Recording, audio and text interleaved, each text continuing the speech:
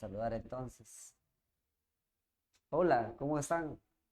Buenos días. Buenos Hola, días. profe. Buenos días, Buenos profe. días. Buenos días, Buenos profesor. días, Buenos profesor. días, Buenos días, profesor. profesor. Amanecí hoy. Nos Buenos vemos días, después de profesor. tiempo, después de las vacaciones. Hoy de tiempo, profe. Sí, pues la semana anterior fue feriado. No nos hemos Vacaciones, ¿qué es encontrado. eso, profe? Ya. A ver, la semana anterior, ¿qué tema se ha desarrollado? Aprendizaje. Aprendizaje uno. Aprendizaje uno. Allá. A ver, entonces, empezamos con la evaluación. La evaluación como corresponde. 10 preguntas. Ya, 10 preguntas. Ah, ah, ah, ah. ¿Qué tipo de aprendizaje estoy mostrando en este momento que estoy preparando la pizarra? Mira, sí. Motor. Aprendizaje motor. Muy bien. ¿Qué tipo de aprendizaje nos permite comprender el significado de las palabras? ¿Cognitivo? Cognitivo. Aprendizaje cognitivo, correcto. Si entra a mis ojitos tan lindos el gas de la cáscara de naranja y ante ese hecho inmediatamente empiezo a lagrimear. Según el condicionamiento clásico, ¿qué nombre tiene el gas de la cáscara de naranja? Estímulo. Estímulo. Incondicionado. Estimulación. ¿Estímulo condicionado o incondicionado? Incondicionado. Incondicionado. Incondicionado. Incondicionado, correcto, porque ese es un estímulo natural. Si nos pasa eso, es normal que todos vamos a reaccionar con las lágrimas en los ojitos. Ya, muy bien. Si alguien dice así, profesor, buenos días, y yo digo, allá es un alumno, es un estudiante, un varón. La idea que me formo, según el condicionamiento clásico, ¿qué vendría a ser? ¿Podría repetir, por favor? Justo estoy empezando aquí y un alumno dice, buenos días, profesor. Ante ello yo inmediatamente tengo la idea que se trata de un estudiante, un varón. Según el condicionamiento clásico, ¿qué nombre tendría esa idea que yo me he formado luego de haber escuchado a esa voz? Un estímulo condicionado.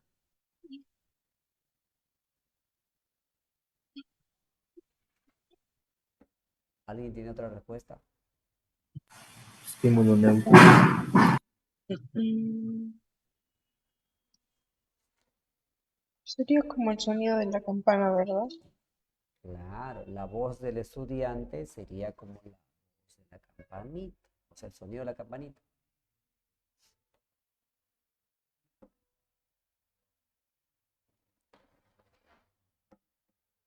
Uy, los he silenciado, no puede ser. Estímulo neutro. Repito, la tercera vez te cae tu palazo.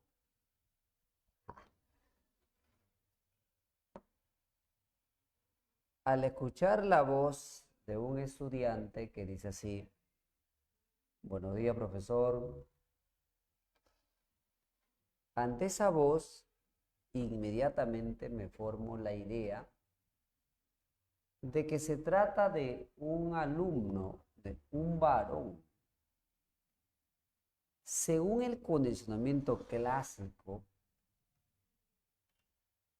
¿qué nombre recibe esa idea que yo me he formado luego de escuchar la voz del estudiante?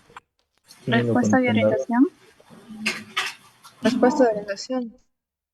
Respuesta de adaptación. No. Respuesta. Respuesta. Ya, pero dice según el condicionamiento clásico, porque si no ya sería estímulo, respuesta, ¿no? Sí. Sería muy general.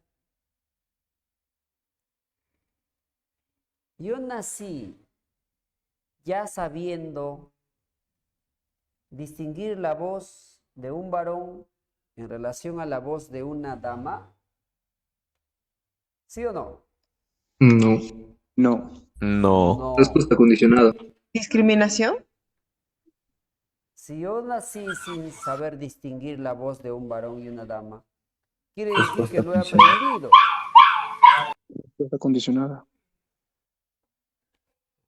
Lo he aprendido. Entonces, si lo he aprendido,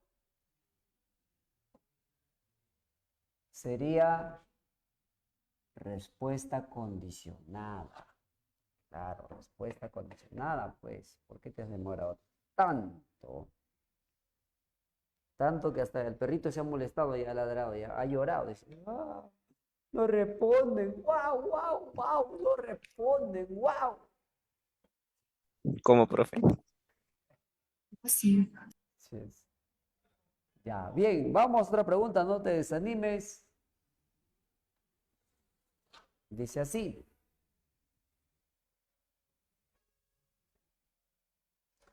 El profesor entró al aula, vio que la pizarra estaba escrita. Entonces cogió la mota y borró, porque él necesitaba escribir en la pizarra. Y así cada vez que entra a un salón y encuentra la pizarra llena de letras, borra. La pregunta es, considerando el condicionamiento operante, ¿qué nombre recibe al acto de borrar la pizarra? Respuesta operante. Operante. Respuesta operante. Respuesta operante. Ya, muy bien. Y esa respuesta operante tiene una consecuencia. Tiene una consecuencia. Estímulo consecuente. Estímulo consecuente. Y el estímulo consecuente es una modalidad. O sea, o es reforzamiento, o es castigo, o es extinción. ¿Cuál sería?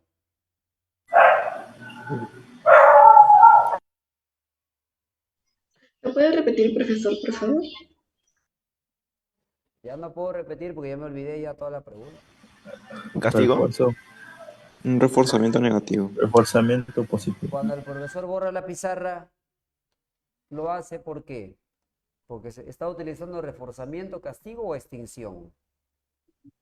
Un reforzamiento. Reforzamiento Reforzamiento positivo o negativo. positivo. Negativo. Negativo. Elimina algo desagradable que son las letras. Negativo, claro, porque está eliminando un estímulo desagradable. La pizarra está llena de letras, no se puede escribir sobre Para ella. nuestro bien. Ah, ya, listo. Ya muy bien, creo que ya es suficiente. Es suficiente con las preguntitas. Ahora vamos a continuar con la segunda parte del tema aprendizaje.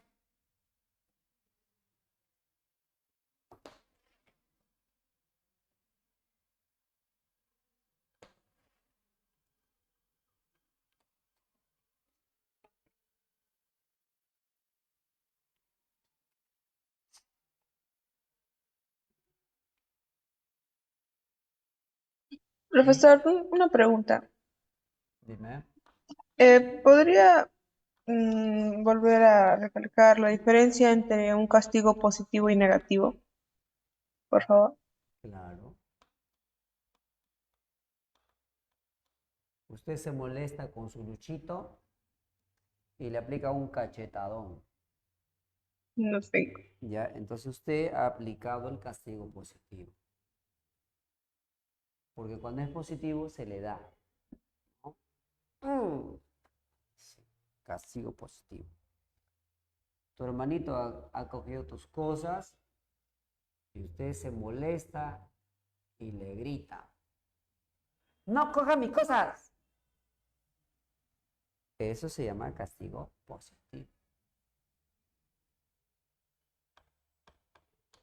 Porque me está dando el grito.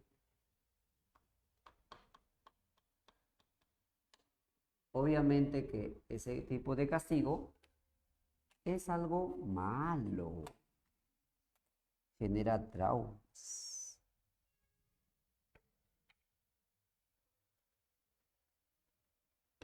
Ahora vamos al castigo negativo. Luchito se ha portado mal con usted, ¿ya? Su Luchito se ha portado muy mal. Están en un parque y usted dice, me has ofendido, me voy. Y usted se va. A eso se llama castigo negativo. Porque para él usted es algo agradable. Por eso está con usted. Entonces, por portarse mal, pierde lo que le gusta, ¿no? Sea usted, su presencia y todo. Su hermanito cogió sus cosas sin su permiso. Y usted dice, has cogido mis cosas sin permiso. Mira cómo has desgastado. Ya. Entonces, hoy día no voy a comprarte tu gelatina para el postre de tu almuerzo. Ya está. A eso se llama castigo negativo. Gracias, profesor. Ok. Sí. Ya, listo. ¿Alguna otra pregunta para empezar la sesión? Todo bien, profe. Ya. Vamos a empezar por esta teoría, este tipo de aprendizaje, aprendizaje cooperativo. Aprendizaje cooperativo. Sería según Johnson y Johnson.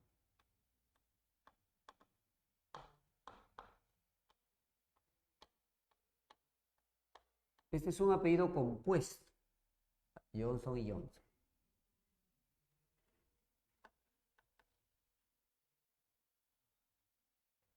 Y el otro autor es Kagan. El más conocido es el primero, Johnson y Johnson.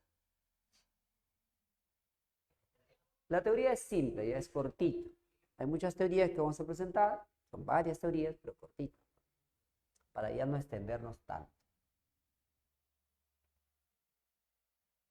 Johnson y Johnson nos dice que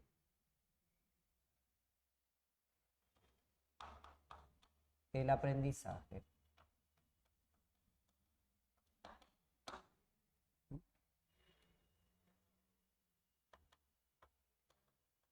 en compañía, es decir, en grupo,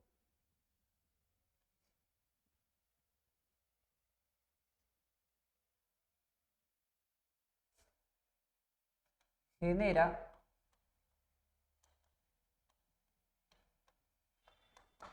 mejores resultados. ¿Por qué? pues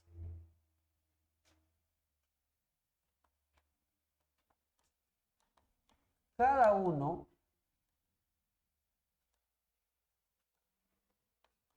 comparte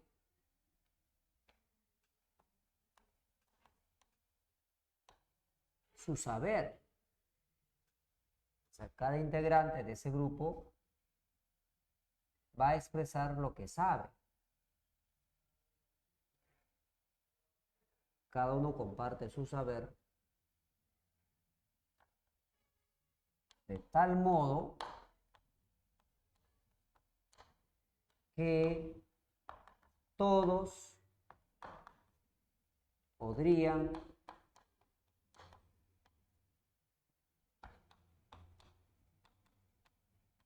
terminar dominando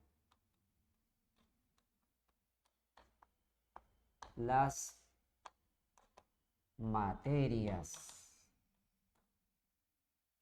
Las materias que dominan los demás.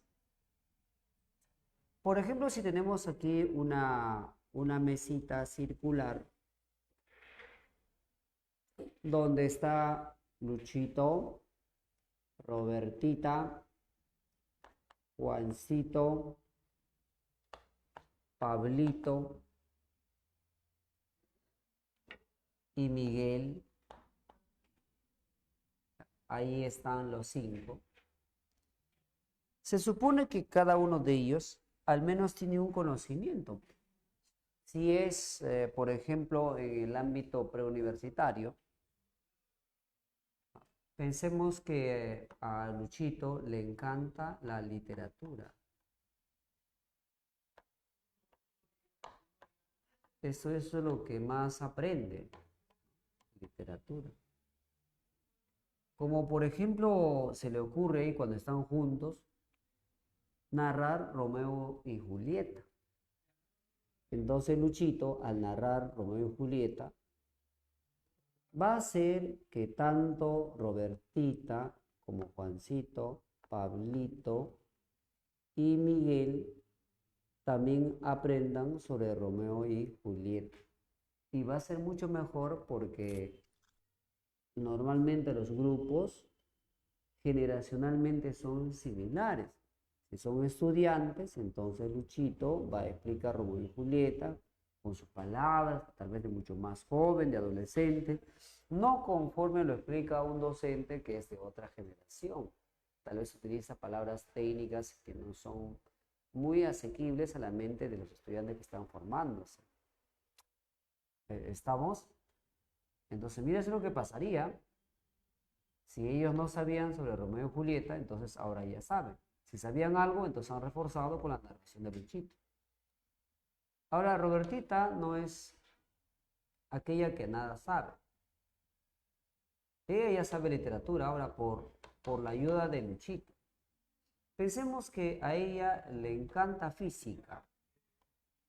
Entonces va a explicar física a todos, como las leyes de Newton.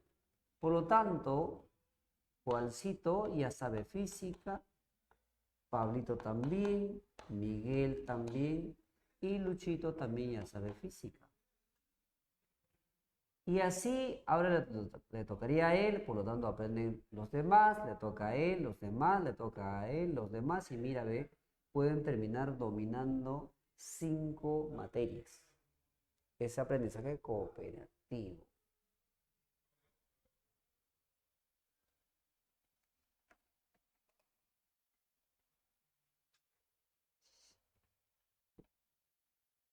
¿Ya estamos? ¿Entendió?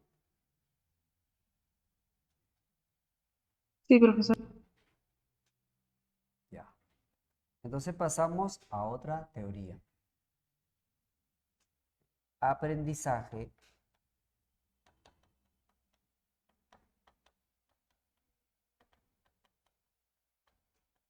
por... Profesor, disculpe, Sí, en el aprendizaje cooperativo no se encuentra también Vygotsky. en la parte final no lo escuché bien.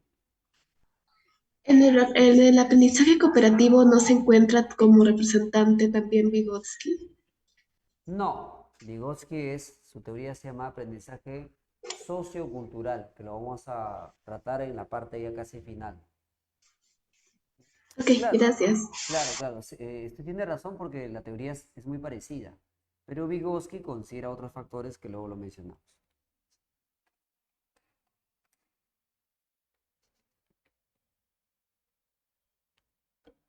Aprendizaje por procesamiento de información.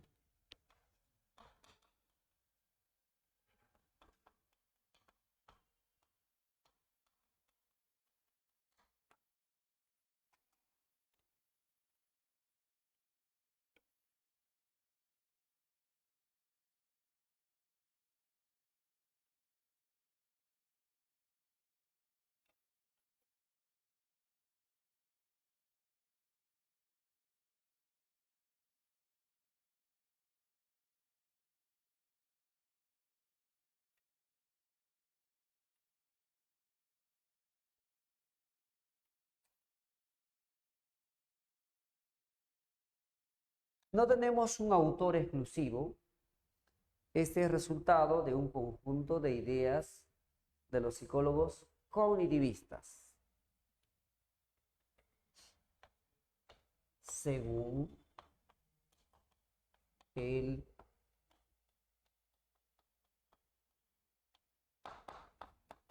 cognitivismo. Según el cognitivismo.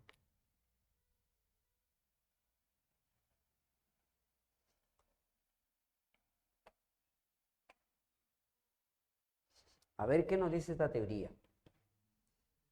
Nos dice pues lo siguiente, que el aprendizaje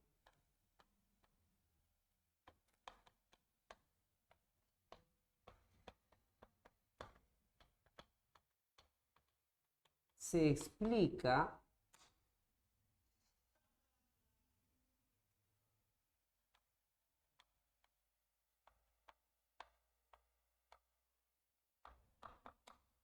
análogamente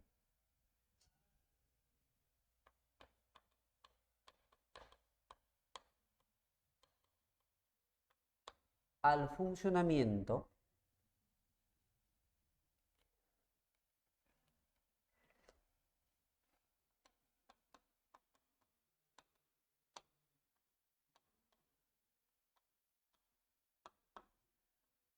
de la computadora tradicional. El aprendizaje se explica análogamente, similarmente, en comparación al funcionamiento de la computadora. Sabemos que clásicamente una computadora tiene tres partes. Tres partes. A ver, dígame, en la computadora tradicional se ingresa la información a partir de cuál de sus partes. ¿El teclado? El teclado. Ah. Y esa información que se ha ingresado a través del teclado, como hemos escrito, ¿a dónde se va? ¿A qué parte de la computadora? Al CPU. Al CPU. Claro. Ahí está, por ejemplo, la memoria RAM. CPU quiere decir unidad central de procesamiento. Ahora, esa información que se ingresó y se fue a la unidad central de procesamiento, ¿a través de qué parte de la computadora lo vemos? ¿El monitor? Del monitor.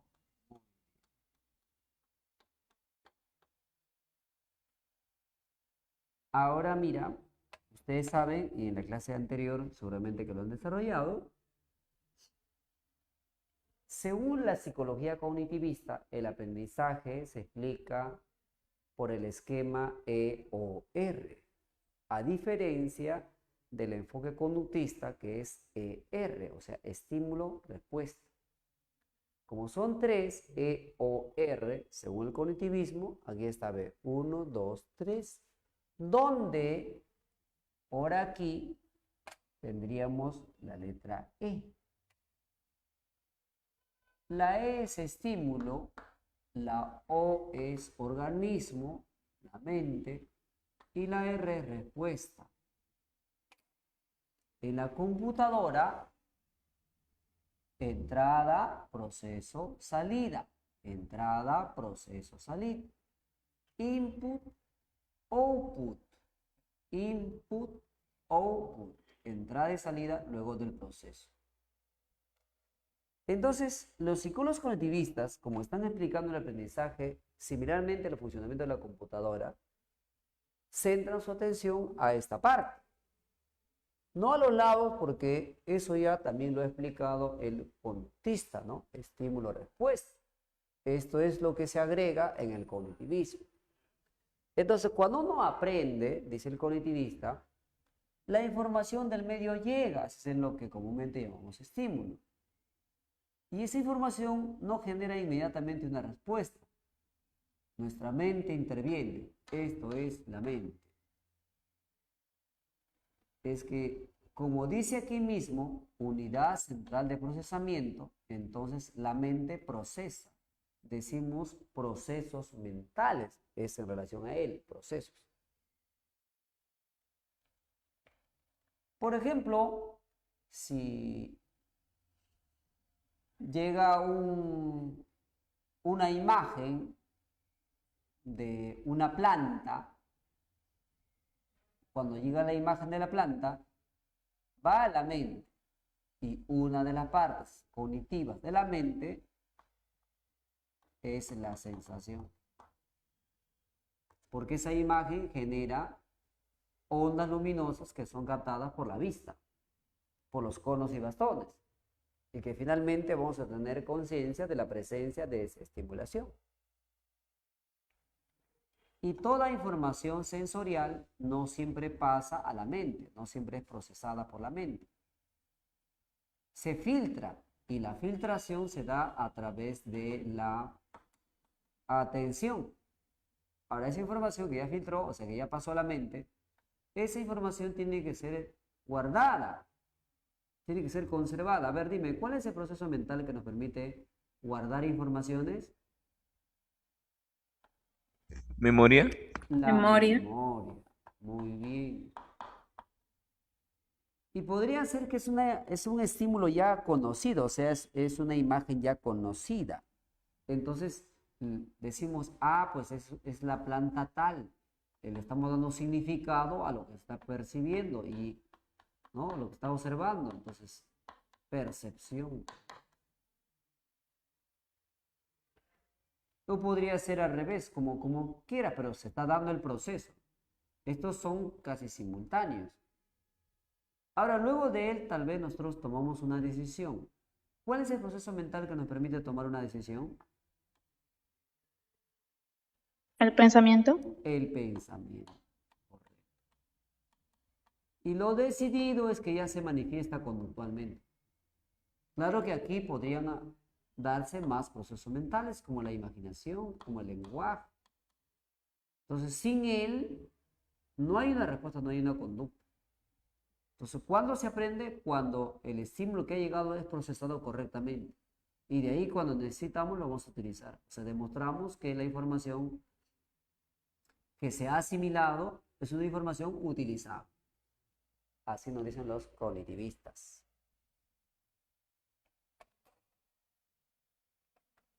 Siempre va a ser así. Si nunca habías visto a un cocodrilo, entonces vas a tener la sensación. Vas a filtrar la información y lo vas a guardar. Y alguien te va a decir, eso se llama cocodrilo. Entonces ya lo reconoces. Y si pasa un tiempo y aparece el animal, entonces igualito, mira, se da la sensación, filtras, recuerdas, sabes que es un animal peligroso, decides alejarte. Y cuando ya te mueves, esa es respuesta, ¿sí o no? Se ha aprendido.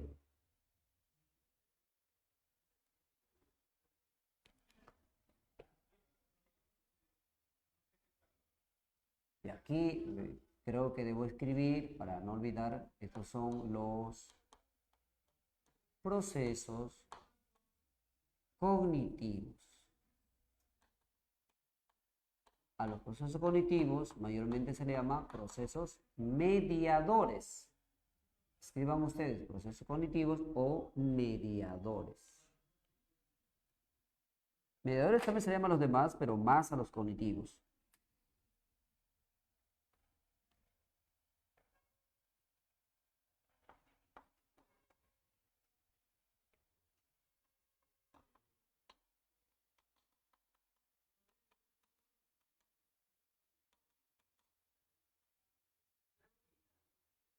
Otro tipo, otra forma de aprender.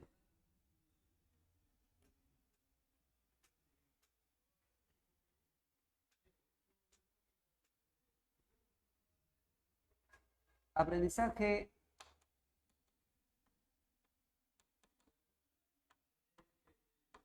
autorregular.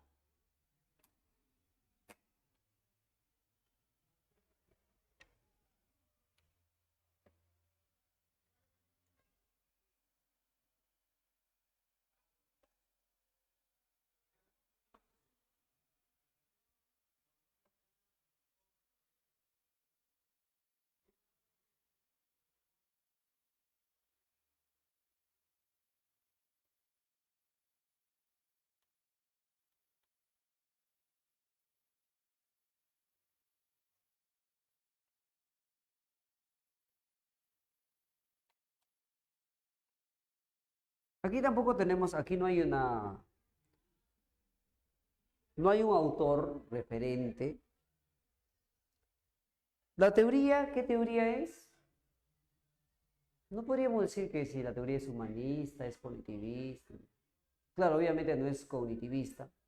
Está un poco más relacionado a la teoría cognitivista y a la teoría biopsicológica, pero no podemos decir exactamente cuál es, pero existe la teoría. Para algunos está más relacionado a la teoría cognitivista porque este tipo de aprendizaje se relaciona con el control mental y eso es consciente. Como es consciente, puede ser así. Entonces yo solamente para forzar, pero hay que tener cuidado, aquí voy a escribir según el cognitivismo.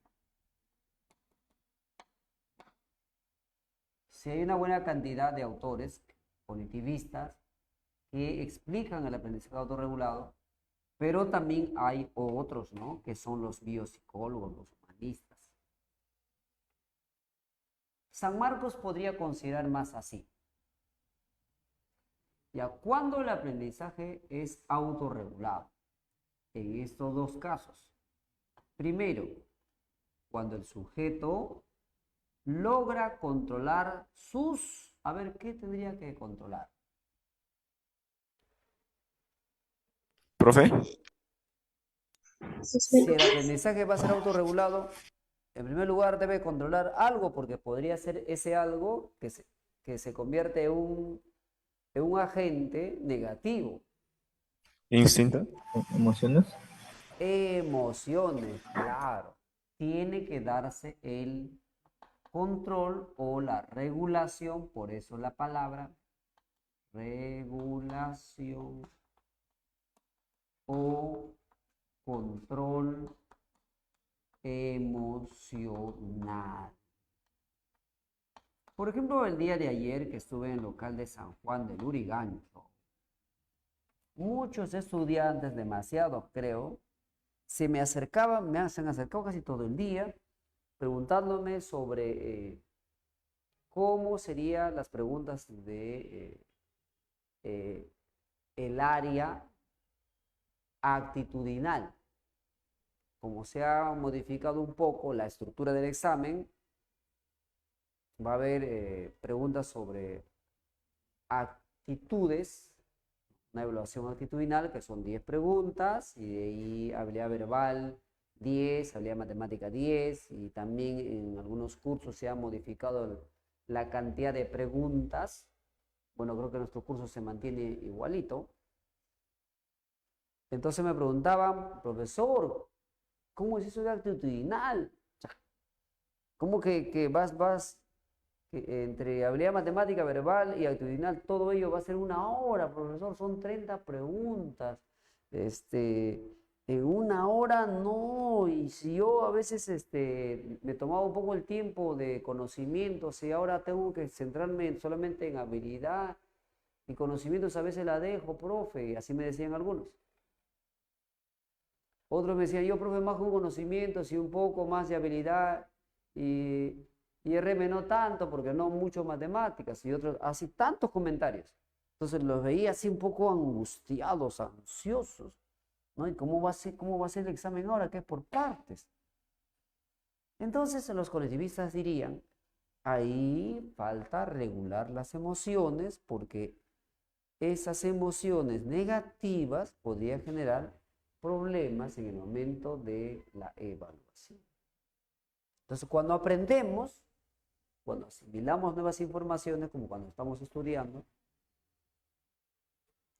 debemos ejercer un control sobre nuestras emociones, un control consciente, como decir, estoy un poco ansioso. No, eso no está bien. No está bien que esté ansioso.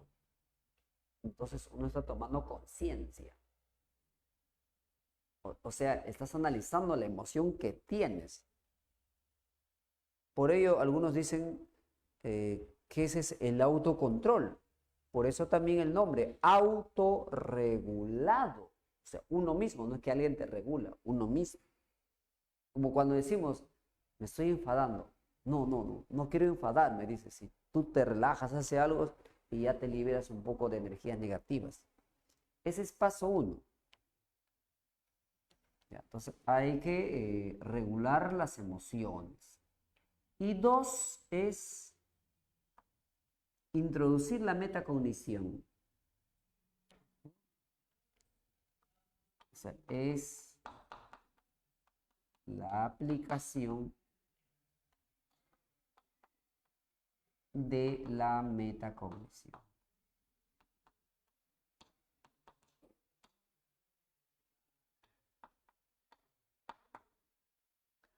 Y ahora se preguntarán, ¿y qué es la metacognición?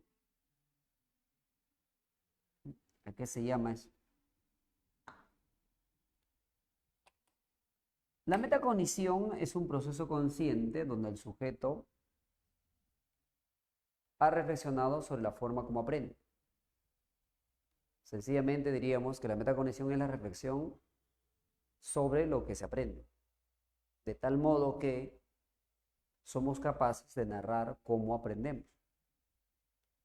Entonces, si a un estudiante le pregunto, ¿y cómo aprendes? No qué aprendes, sino cómo.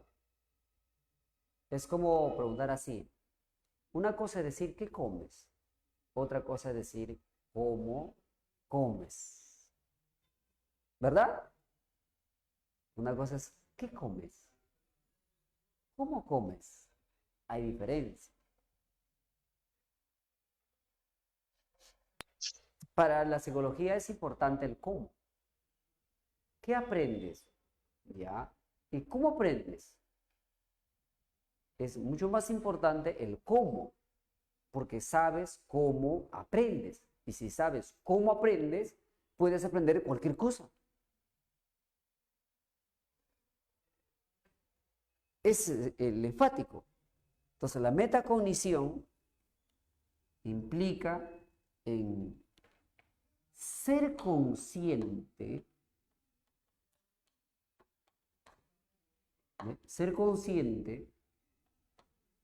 de la forma de aprender. Responde a la pregunta: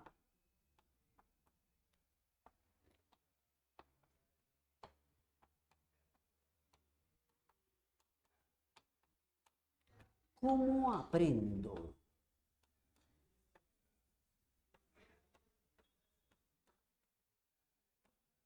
Los estudiantes preuniversitarios mayormente no se toman el tiempo para tomar conciencia de su forma de aprender.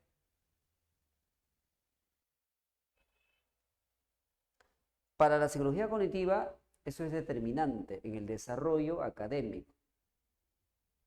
O sea, hay que saber cómo se aprende. Es el mensaje. Ese término metacognición viene de un informe educativo que se dio en los años 70, el informe de Jacques-Delors, donde se planteó, luego de un congreso de docentes a nivel mundial, los 4 pilares de la educación. 4 pilares de la educación. O sea, lo que debe considerar un docente en la práctica educativa. Entonces, uno de los pilares que debe considerar el docente es aprender a aprender. O sea, debe enseñarle al estudiante a aprender a aprender. Para que me entiendas, tal vez alguien está empezando ya a volar. Porque a veces vuelan así, otros vuelan demasiado. Así como te dije la analogía,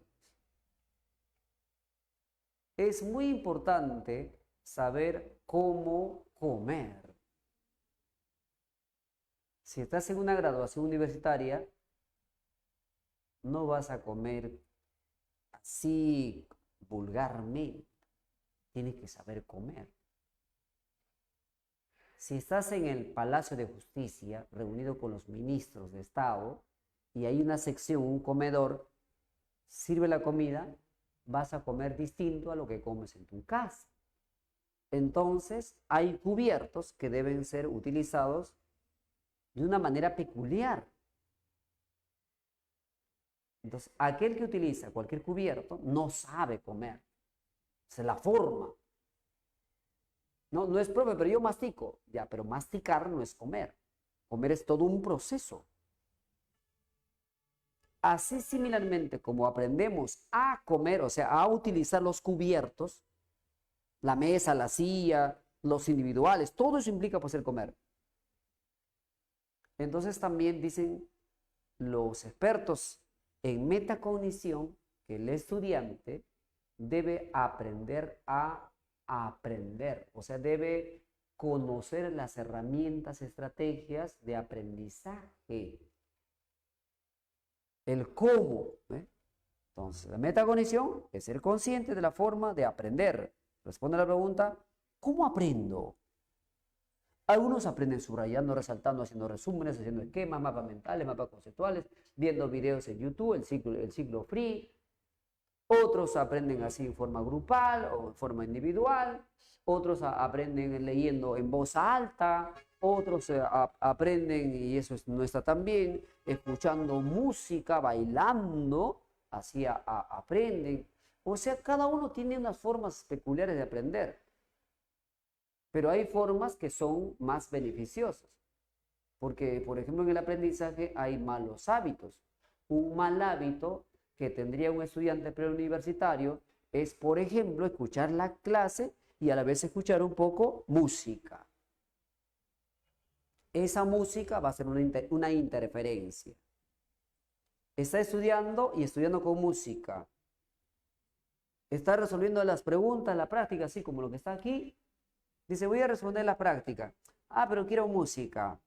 Ya, entonces resuelve, avanza, así. Y siempre que va a resolver la práctica se pone música. Llega el examen de admisión y no ingresó. Y nos preguntamos, ¿por qué? Porque se ha formado ese hábito de solucionar problemas de la práctica con música.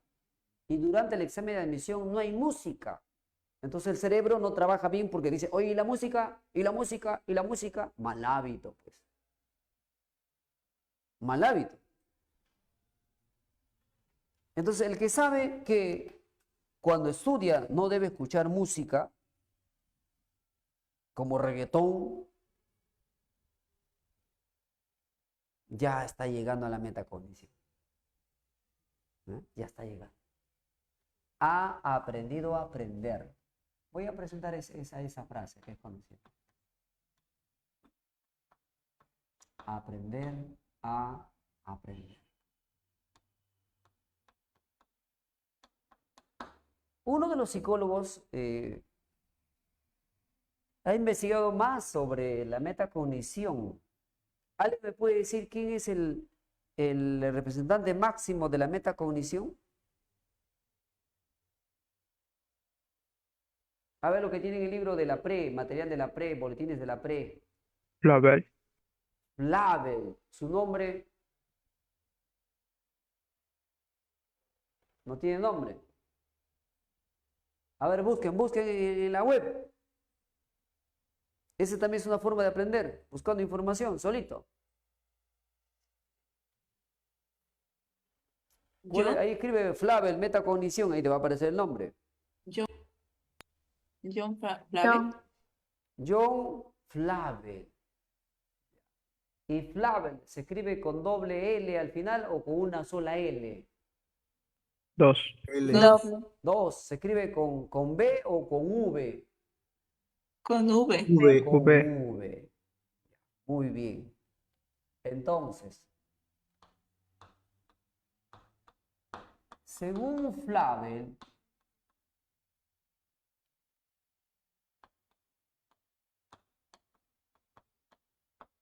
la metacognición tiene 3 etapas. Etapas, se puede decir también fases, procesos. A ver, ustedes me van a decir. Yo quiero que ustedes busquen la información. ¿Cuál es la primera etapa o fase de la metacognición según Flavel? Planificación. Planificación. Planificación. Muy bien. Hay que planificar. Profesor, ¿qué es eso de planificar? Simple.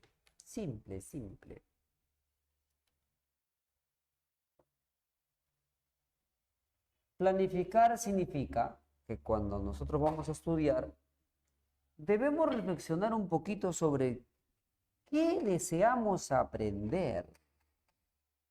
¿Qué deseamos aprender? ¿Qué queremos aprender? ¿En cuánto tiempo vamos a aprender lo que necesitamos? O sea, aquí vamos a fijarnos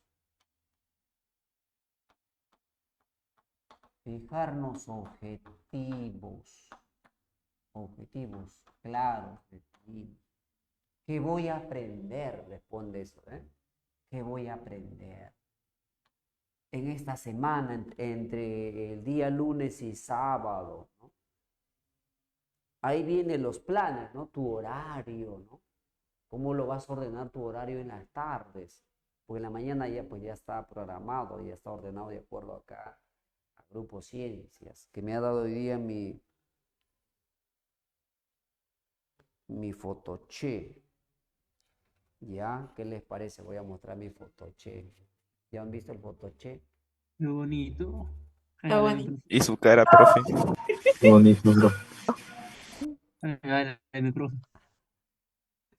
Por favor, acá atrás.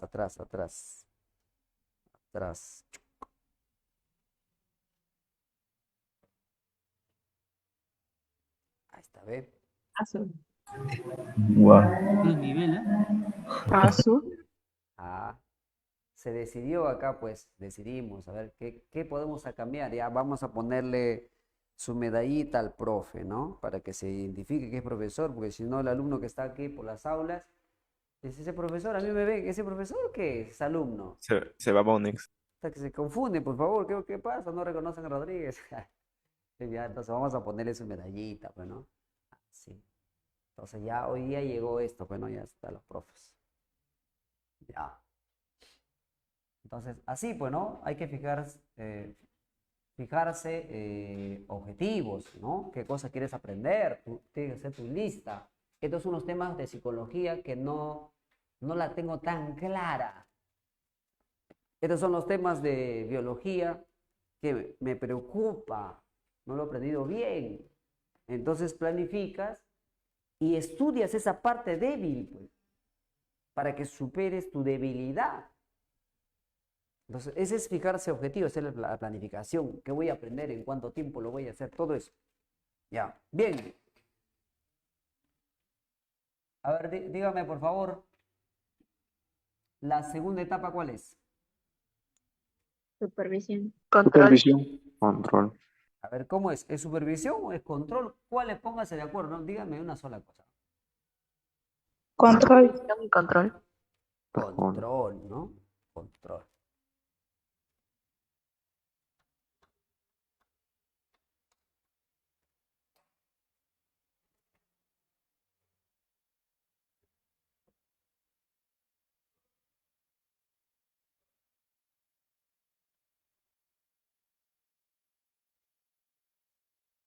Control.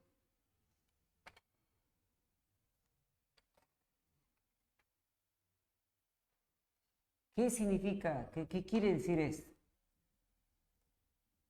Control quiere decir que hay que verificar, hay que observar si lo que hemos planificado se está cumpliendo.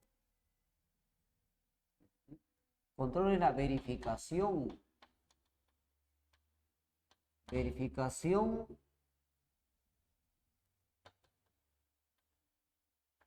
del proceso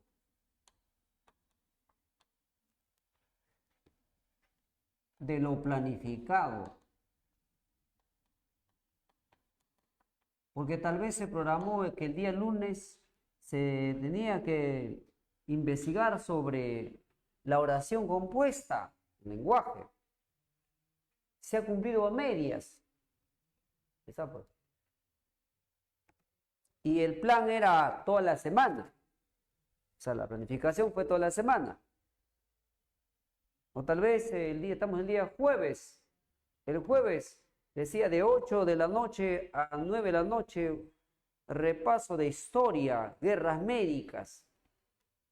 Y ya son 8:30 y no se está leyendo guerras médicas. ¿Qué pasó? Hoy, el control. Así como en una empresa, pues el control de calidad. A ver si está sucediendo las cosas tal cual debe suceder.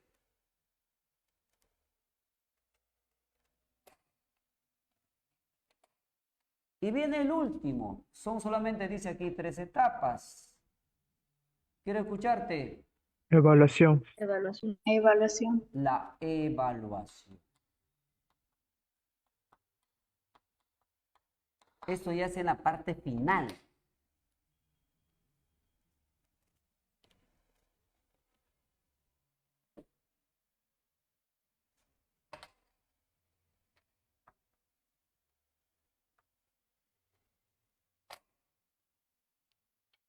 La evaluación consiste en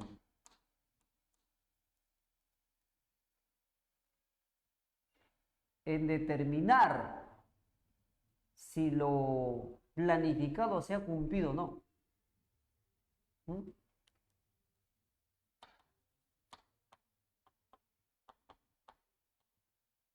También puedes utilizar la palabra verificación, pero tiene que ser la parte final. Determinar si lo planificado se ha materializado, se ha cumplido. Si no se ha cumplido al 100%, solamente a un 70%, entonces nuevamente empezamos la planificación. Considerando ese porcentaje que no se ha cumplido y adicionar otro. Entonces tenemos un nuevo plan y así sucesivamente. Eso es lo que debería hacer un estudiante. Así tendría más éxito. Así sus notas se incrementarían. O sea, más de lo que se está incrementando. Sería más efectivo. creo que Flavel tiene razón. Ya, entonces, este es el tipo de aprendizaje pues autorregulado. A todo eso se llama aprendizaje autorregulado, es un proceso. Y el término, decíamos, autorregulado es más por el control emocional.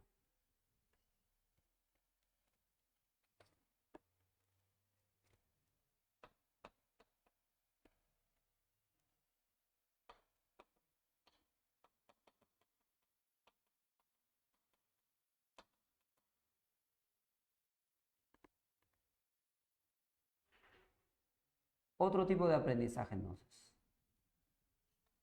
A ver, lo común, lo que ustedes más dominan, hay otros aprendizajes. Estos son los aprendizajes que a veces no se explica tanto en las clases, porque lo hacemos en la parte final, y hoy he preferido empezar por ellos.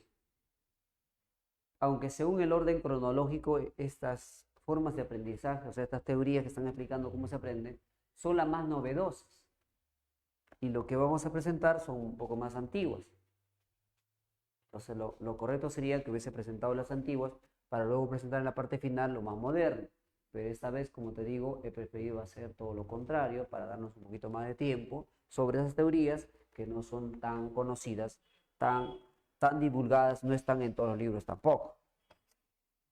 Ya, bien, entonces. A ver aquí. Aprendizaje por insight.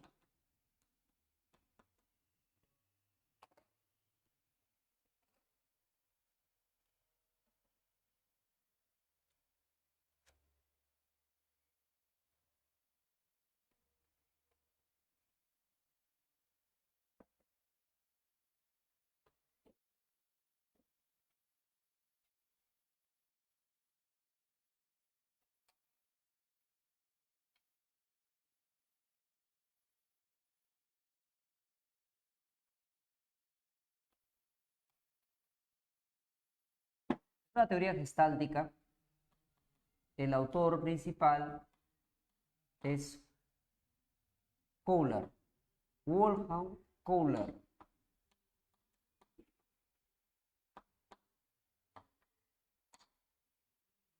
Él para su experimento utilizó ¿a qué animal?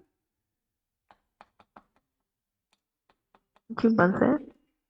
Correcto. Utilizó al chimpancé. ¿Cómo se llamaba el chimpancé?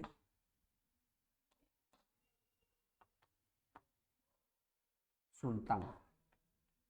Chimpancé Sultán.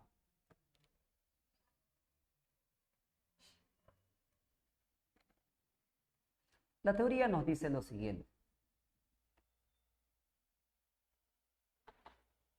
Se aprende por, y aquí viene la palabra clave, comprensión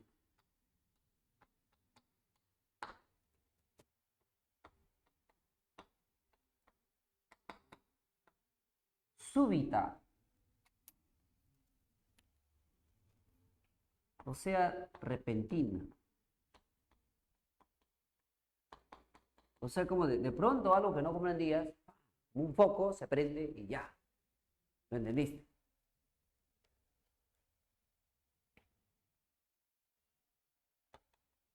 O también podría decir, pero eso sería ya bastante gestáltico, esta es la expresión que utiliza Kohler, ya la seguridad gestáltica, amplía el asunto, dice, o reorganización perceptual. Así se aprende. Entonces, no sería un aprendizaje como hemos explicado, que es por proceso.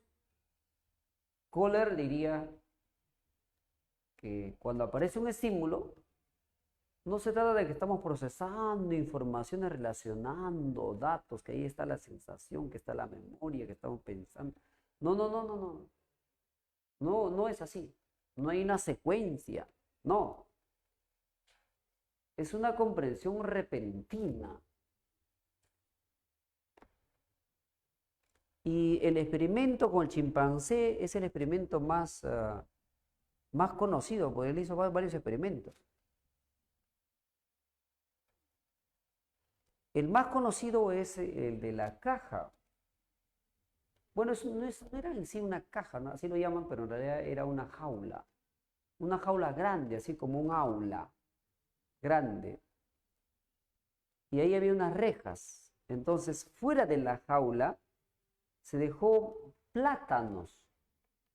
Entonces el chimpancé, al ver los plátanos, corrió, ¿no? Corrió así. Y llegó hasta la reja y estiró su pata delantera así. Y lamentablemente no llegó a los plátanos. Entonces él se molestó. ¿Qué? Empezó a moverse así. ¿Ah? Y otra vez, nada. La reja pues lo impide. Y se molesta y se sienta ahí, está muy molesto. Y por un momento, se golpea, todavía se golpea. Así se golpea. Pero está inmovilizado ahí, mirando. Ese chimpancé es como un niño que quiere algo, pero no puede. Por ejemplo, que su juguete está sobre una repisa, ahí a lo alto. Él vio a su juguete, se alegró, avanzó, estiró su brazo y no llegó. Y se molesta él, quiere juguete. Y de ahí está molesto, parado así. Así está, igualito el chimpancé. Entonces el chimpancé que estaba así bien molesto, y de pronto, así de pura casualidad, mira lo que había cerca de los plátanos. ¿Qué había? Una vara, así como esta regla. Entonces él rápidamente mira la vara y mira los plátanos. ¿Y qué pasó? Hizo inside. Por ahí le falta la T, perdón, me he olvidado. Hizo inside. Profe, ¿qué hizo? Inside. ¿Qué hizo, profe? De pronto, repentinamente comprendió que había una relación entre la vara y los plátanos. Entonces él se avalanchó y estiró su pata delantera y cogió la vara. Se dio cuenta que con esa vara podía alcanzar a los plátanos. Y lo hizo. Pues. Arrastró los plátanos. ¿Sí? Así como ese niño que quiere sacar su juguete que está en la repisa, de pronto se da cuenta que cerca hay una silla. Mira la silla, mira el juguete.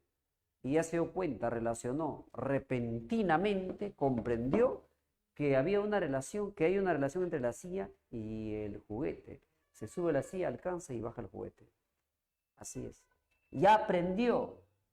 De tal modo que en la próxima ocasión que esté el juguete ahí, va a ver el juguete y ya ni siquiera va a intentar acercarse para coger, sino que se va a dirigir más rápido a la silla, lo va a arrastrar y va a sacar, así como lo hacía el chimpancé.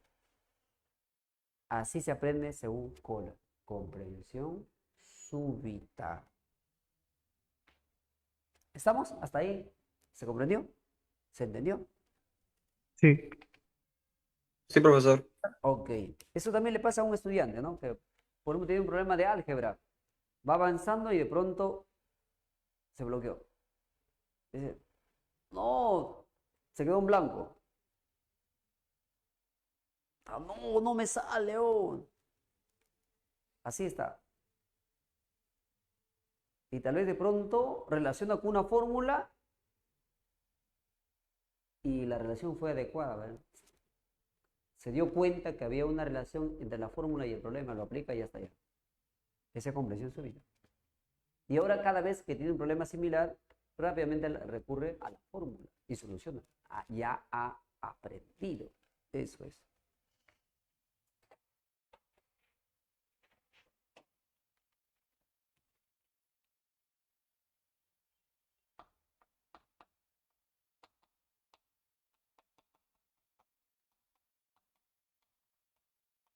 Aprendizaje vicario.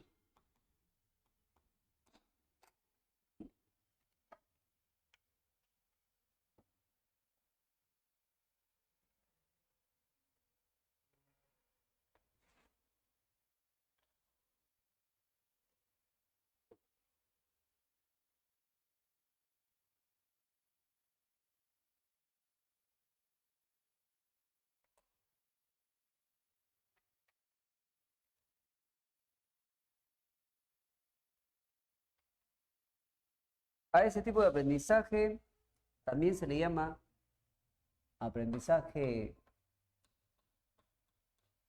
observacional, modélico.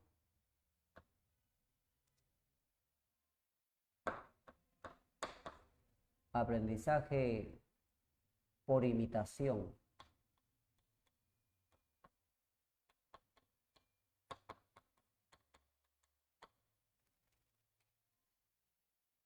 Es muy conocido, sí, porque es una teoría antigua y sencilla, fácil. A ver, entonces, ¿me ayudan? ¿Quién es el autor?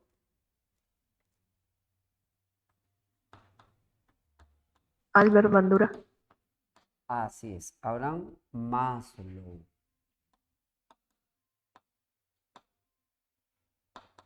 ¿Será cierto que es Abraham Maslow?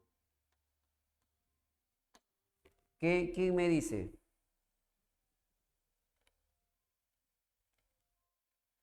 ¿Están o no Sí. están?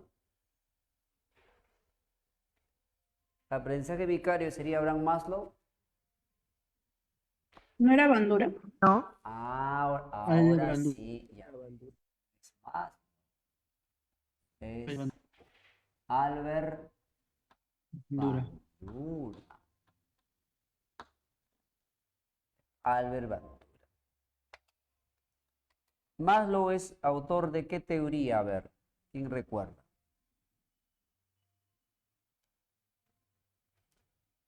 ¿Del humanista? La teoría humanista, conocido por su Pirámide de Maslow. pirámide. Muy bien, la pirámide, correcto. Ya, entonces, Bandura nos dice lo siguiente. Dice que se aprende observando, por eso el nombre también, aprendizaje observacional. Se aprende observando a un, y aquí viene una palabra clave, a un modelo. Debemos tener un modelo, alguien a quien seguir. Como cuando la profesora de inglés está hablando, dice window. Window es modelo de hablar. Como cuando alguien enseña bailes, entonces sirve de modelo. ¿Cómo tiene que bailarse? Y el aprendiz va a repetir lo que observa. Si no hay modelo, no se aprende. Y este aprendizaje tiene sus fases o etapas. ¿Cuántas etapas son? 2 etapas. Avancemos más rápido. La primera etapa se llama observación. El sujeto está observando al modelo. Y cuando observa, va filtrando la información. Dime, ¿cómo se llama ese proceso mental que nos permite filtrar informaciones? Atención. Atención. Correcto. Y la información filtrada tiene que guardarse. Se guarda mediante la Retención. Memoria. la memoria. ¿Mm? La memoria conserva la información. ¿Puede decir retención? Claro, se retiene la información. Y así pasamos a la segunda fase o etapa. Eso es la ejecución. Y también ahí hay 2. Primero vendría a ser la reproducción. O sea, hay que repetir lo que se ha observado. Y dependiendo de la repetición, se produce la retroalimentación. Si por ejemplo es baile, se le dice pues en qué pasos tiene que mejorar, ¿no? Qué es lo que tiene que hacer, tal vez más rápido, más lento, con las piernas más abiertas, más cerradas, y así sucesivamente. Se le está volviendo a alimentar, a decir lo que tiene que repetir. Esa teoría es bastante conocida, en parte tiene razón.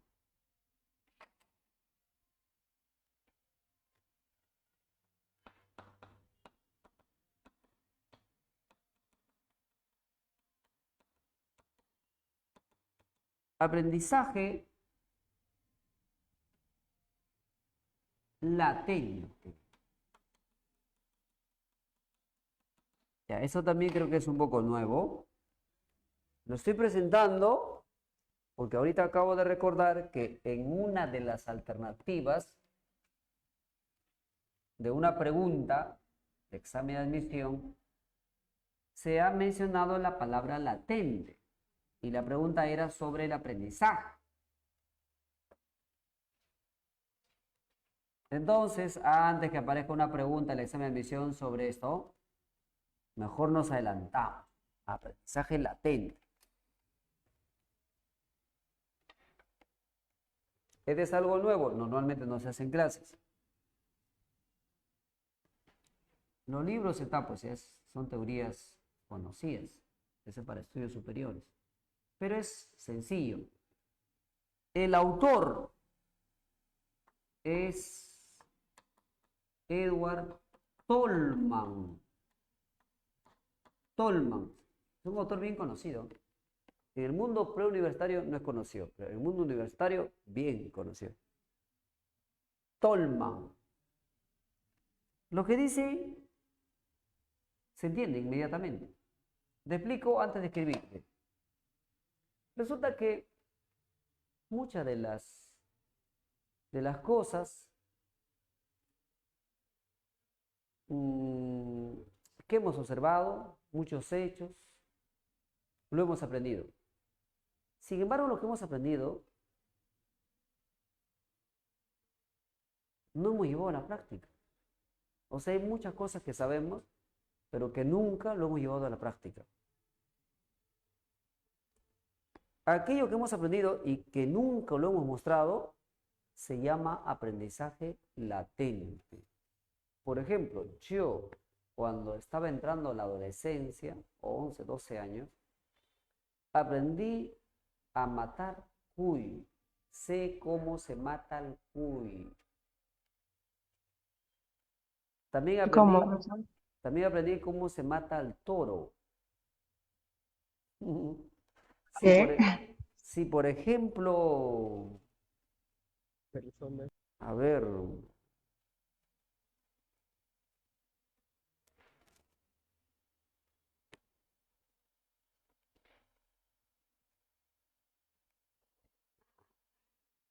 es para matar al toro. Ahí voy. No, mejor no vamos a matar al toro, no, al torito no. Vamos a matar a un cuy. Imagínate que esto es el cuy. Sí. ¿Ya? Y por aquí está su cabeza, por acá su cuerpo, parte la cola.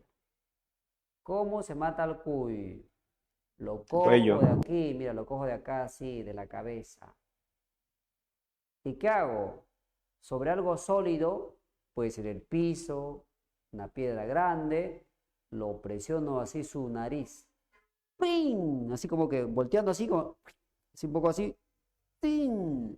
Le quiebro su tabique. Ahí hay venas gruesas. Se muere desangrado, pues. Sí. Y el cuisito se mueve, lo cogemos así la colita y sangra. Decía mi abuela que así se mata, y yo lo he visto, que ha matado varios. Uy. Es efectivo. Profe, Debe ser con pero muchas yo he visto que lo cortan, me profe, por acá. Eso no saben matar cuy. Así Yo es vi que que lo lo aprendí. jalaban de las patitas así, lo estiraban hasta que se murieron. Profe, yo vi que le cortaban el cuello. Yo también, Por pero ese dos. lo hago así. Sí, pues no saben matar cuy, por eso su carne, decía mi abuela, no es tan agradable. Pero no sufre. Matas al cuy así, ¡chin! Y listo, cola arriba, cabeza abajo, todita la sangre. Ya está, ya No, murió ya. pobrecito.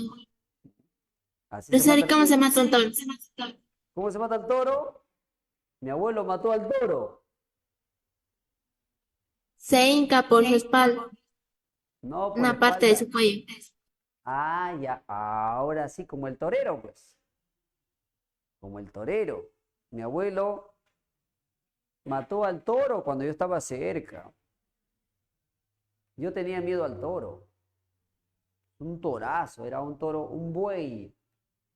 Un buey es un toro que se utiliza para arar la tierra, para voltear la tierra. Es como si sería como una máquina.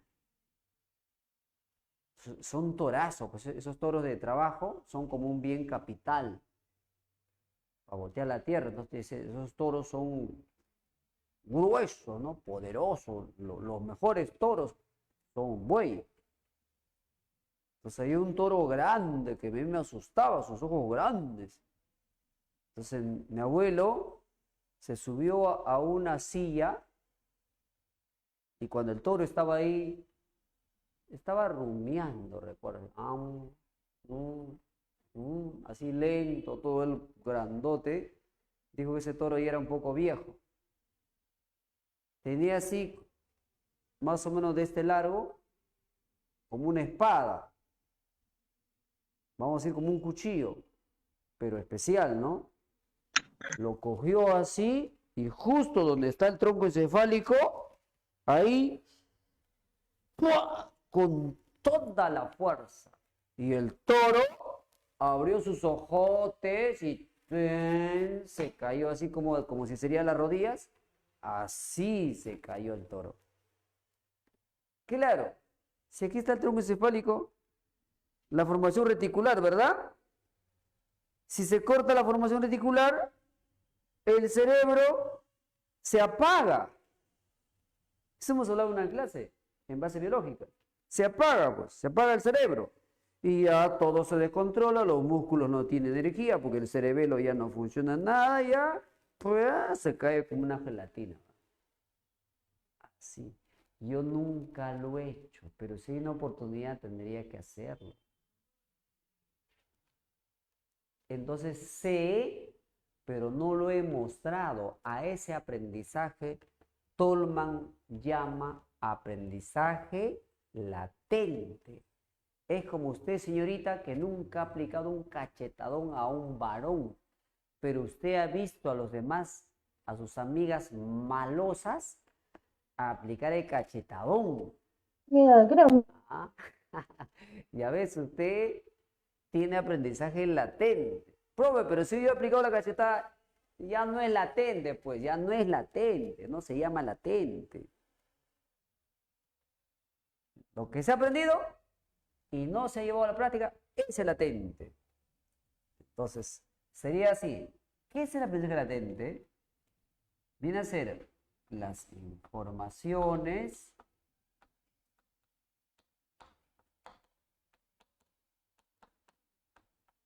asimiladas, o sea, internalizadas. O de otra manera, aprendidas. Que no se han puesto en práctica.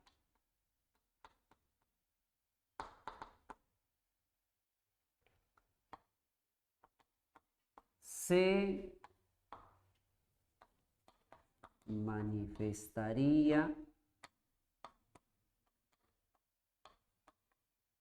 cuando sea necesario. Así nos dice Tolman.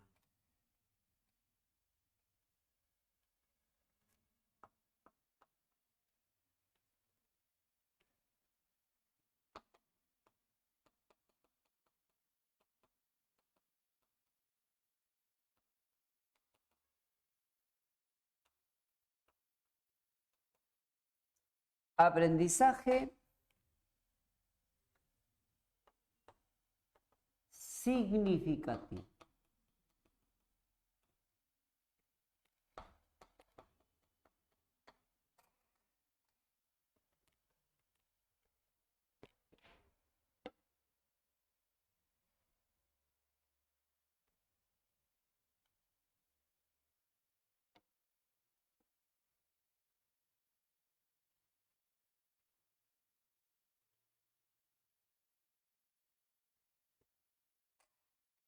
Ya este es uno de los autores preferidos por San Marcos.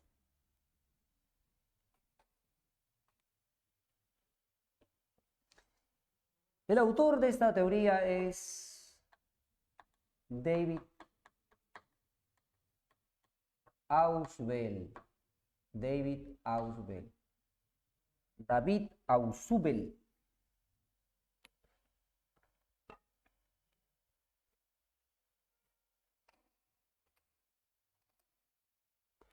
Que nos dice, que dice Ausubel.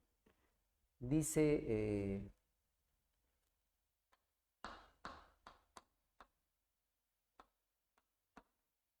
se aprende en base, y aquí viene la palabra clave, en base a los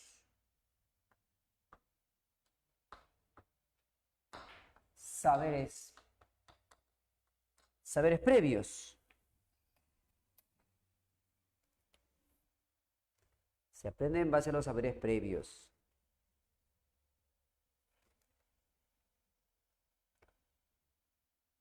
Profesor, ¿y a qué se refiere con saberes previos? Lo aprendido anteriormente. La cámara, Cámara, por favor. la cámara. Ahí está, gracias. Lo que se ha aprendido con anterioridad. Y para que lo entiendas con sencillez, te presento el siguiente caso. Si tendríamos un niño de que ha culminado su educación primaria y decidimos que estudie ahora en San Marcos, sin los estudios de secundaria, de primaria va directo a San Marcos. ¿Qué dicen? Vuela. Si lleva el curso de matemática, que lo llaman comúnmente matemática 1, ¿qué dicen? ¿Qué tal le iría? Depende. Habla pues, rápido. ¿Aprueba o desaprueba? ¿Desaprueba? Desaprueba, pues, ¿cómo va a llevar matemática 1 si no ha pasado por la secundaria? Tendría que ser un niño excepcional, raro, pero de eso no estamos hablando. Puedes decir, profe, pero ya eso está simple tu razonamiento. Es muy simple ya. Porque hablamos de la normalidad, no de la normalidad. Salvo que en la pregunta te presente el caso excepcional, que era un niño de 6º grado que tenía talento, ganó el concurso de matemáticas a nivel internacional. Ya es otra cosa, eso no estamos diciendo. Desaprueba matemática 1, ya fue. ¿Por qué? A ver, ¿por qué desaprueba? ¿Cuál es la razón? No tiene las bases. No tiene conocimientos previos. No tiene los conocimientos previos, se necesita una formación básica, va a volar, pues. Entonces, Ausubel tiene razón. Para aprender bien hay que dominar previamente la materia básica. Y de ahí vamos a superarnos, ¿no? Sí. Es muy importante, o sea, Ausubel me dice, por ejemplo, que tome paz oral. Así me dice, para yo saber en qué nivel está mi estudiante. La semana pasada fue aprendizaje 1 y hoy es 2 según su avance. Entonces, para desarrollar la clase, tengo que saber cómo están mis estudiantes en su nivel académico. Por ejemplo, nosotros ya hace unas clases hemos aprendido qué es la atención, qué es la memoria. Y si no lo hubiésemos hecho, nuestra clase hoy día sería un fracaso, porque hay una parte como la teoría del procesamiento de información que hemos mencionado: sensación, atención, percepción, temas que se ha hecho, entonces se requiere de un conocimiento previo para entender. Si no hemos explicado esos temas, ustedes dicen, ¿qué? ¿Pero qué es la sensación? ¿Pero qué es la atención? ¿Pero qué es la percepción? ¿Qué la mente están volando, sí o no? Así es. Los saberes previos. Eso es. Se aprende en base a los saberes previos. Esa es la primera idea. Segunda idea. El nuevo aprendizaje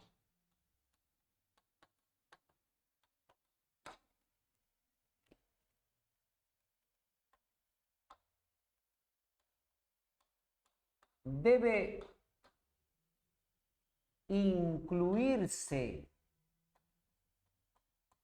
y ahí está la palabra clave, otra palabra clave: inclusión.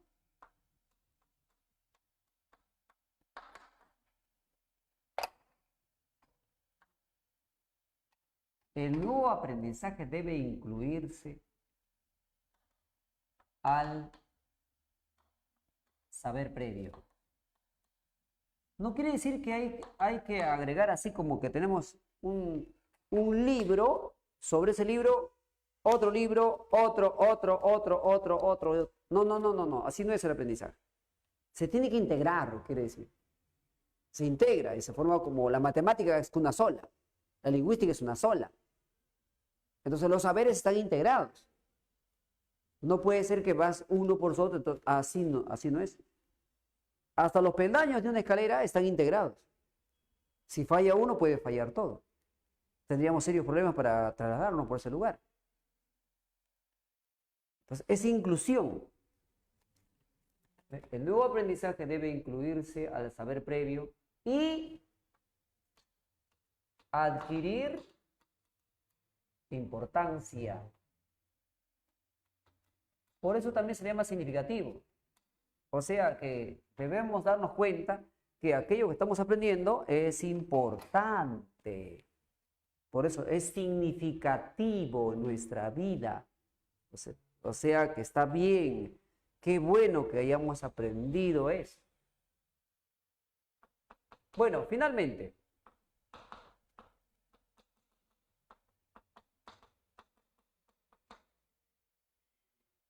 Aprendizaje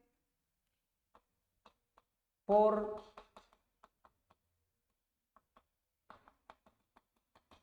descubrimiento.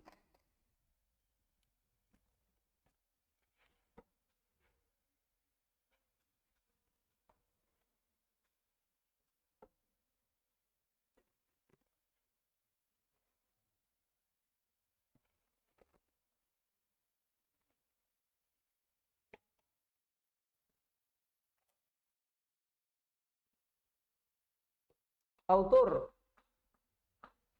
Jeremy Brunner. La teoría es una teoría que sale para la enseñanza escolar. Entonces Brunner hizo un análisis. El docente, ¿a quién llamamos docente?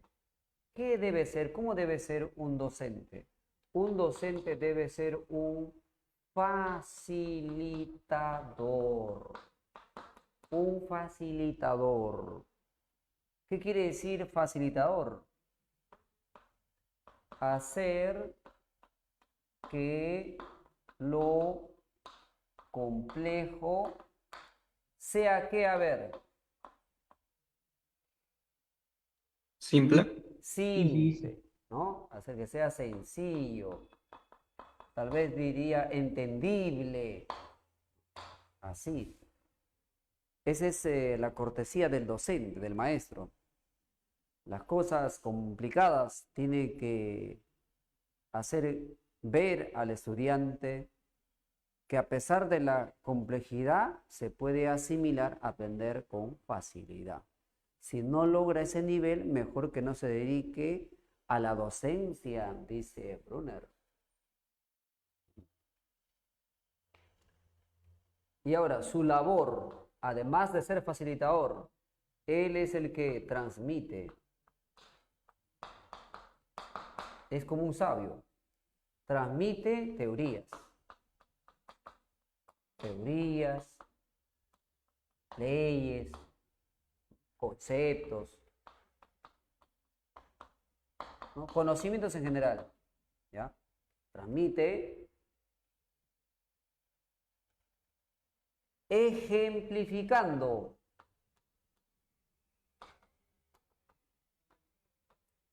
O sea, además de presentar la teoría, tiene que presentar un ejemplo para que se entienda la teoría. Si no, no se va a entender. Porque el aprendiz necesita aclarar sus ideas. Con el ejemplo va a entender. Esa es la labor del docente. Hacer que esa teoría sea sencilla, sea fácil. Además, él tiene que ilustrar su clase con ejemplos. Y ahora, ¿cuál es la labor del estudiante? Al estudiante lo llama discente. Claro, docente, discente. El estudiante es discente. ¿Qué debe hacer él? Él debe ser activo. Debe ser un estudiante activo.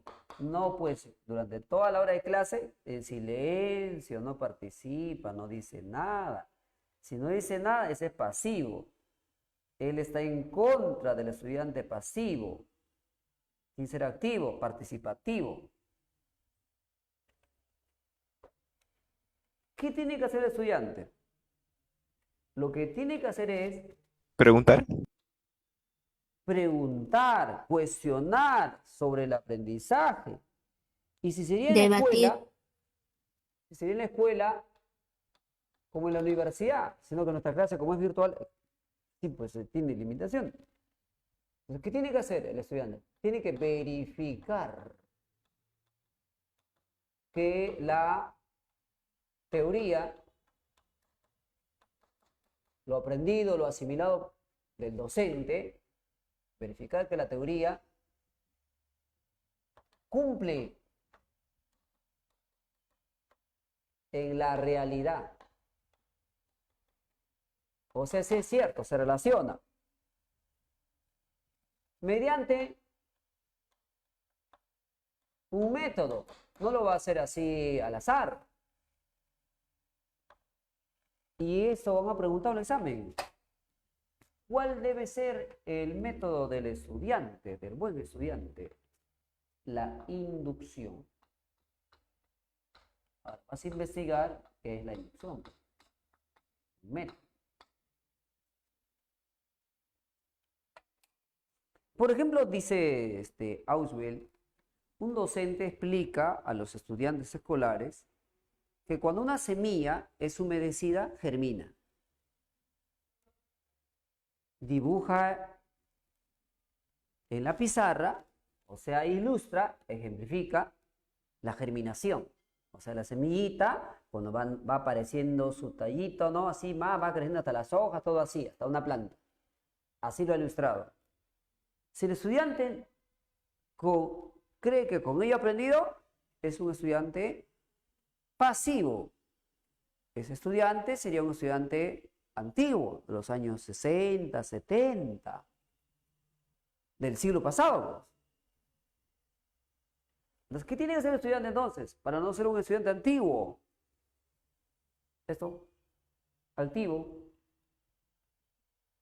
Si he escuchado, ha observado en la pizarra que el maestro ha ejemplificado la germinación, entonces tiene que ir a su casa a hacer esa práctica. O sea, va a humedecer la semilla y ahí verá cómo germina, crece y se desarrolla. Esa es la inducción, pues. Observar, en la inducción está la observación y la experimentación. Si no lo hace, Su conocimiento sería puramente teórico y realmente no había aprendido. Profesor, ¿pero por qué se llama aprendizaje por descubrimiento? Se llama aprendizaje por descubrimiento porque el estudiante descubre que la teoría sí cumple en la realidad. Él mismo lo descubre, lo hace, lo corrobora. Así tiene que ser, bueno. Así como cuando el maestro dijo que si tenemos un globo con helio, ese no cae.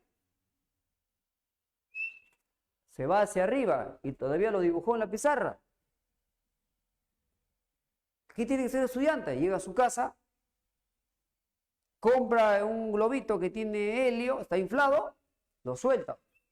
Ah, tiene razón, ya ves, ya descubrió que la teoría sí se corrobora con la realidad, ese descubrimiento. Solito lo ha hecho. El maestro también debe dejar tareas, dice, ¿no? De tareas, esos trabajos, pero no deben ser muy complicados porque si no, el estudiante podría tener limitaciones. Ya, bueno, ya estamos con el tiempo agotado. Sí, pues hoy hemos presentado varias teorías. ¿Cuántas teorías? 3, 6, 7, 8 teorías. Si no me equivoco, sí. 8 teorías de aprendizaje. Más 2 teorías que han aprendido en la clase pasada. 10 teorías. 10 teorías de aprendizaje. Ya, te dictaré las claves. 1. Casa. 2. Dedo. Dedo. 3. Avión. Casa. Avión. 4. Beso. Beso. 5. Beso. 6. Dedo.